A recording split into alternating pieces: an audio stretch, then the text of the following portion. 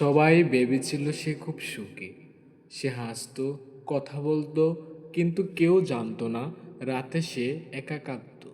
এই গল্পটা তাদের জন্য যারা ভিতরে ভিতরে ভেঙে যাচ্ছে কিন্তু কাউকে বলতে পারছে না। ভিডিওটি শুরু করার আগে একটা ছোট অনুরোধ, যদি এই গল্পগুলো আপনার মন ছুঁয়ে যায়, যদি কখনো একা অনুভব করেন, তাহলে চ্যানেলটাকে সাবস্ক্রাইব করে পাশে থাকুন। কারণ এখানে কথা বলা হয় আপনাদের মতো মানুষদের জন্য। তার নাম ছিল সাইদ। বাইরে থেকে সব ঠিকই ছিল, বন্ধু ছিল, পরিবার ছিল, কিন্তু কেউ তার কথা শুনতো না, কেউ বোঝার চেষ্টা করতো না। সে অনুভব করত চারপাশে মানুষ আছে, কিন্তু পাশে কেউ নেই। প্রতিদিন রাতে সে নিজেকে প্রশ্ন করত, আমি কি সত্যিই দরকারি? সে কাউকে বিরক্ত করতে চায়নি, তাই চুপ থেকেছে। কিন্তু চুপ থাকা যে কত কষ্টের সেটা কেউ দেখে না।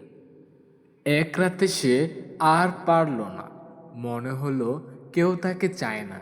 সে ভাবল, আমি না থাকলেও কারো কিছু যায় আসবে না।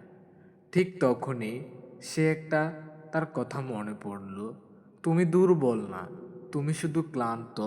সে বুঝল সমস্যা সে না, সমস্যা হলো সে একা লড়ছে। সেদিন যে নিজেকে একটা সুযোগ দিল, সে নিজের সাথে কথা বলা শুরু করলো, নিজের যত্ন নিতে শিখলো। ধীরে ধীরে সে আবার বাঁচতে শিখলো। একদিন সে বুঝলো একা থাকাটা শেষ নয়। যদি তুমি একাকিত্ব ভোগো, মনে রেখো তুমি একা নও। এই সময়টা যাবে। তুমি দুর্বল না, তুমি শক্তিশালী, কারণ তুমি টিকে আছো। নিজেকে ছেড়ে দিও না, একদিন তুমি নিজেই নিজের গর্ব হবে।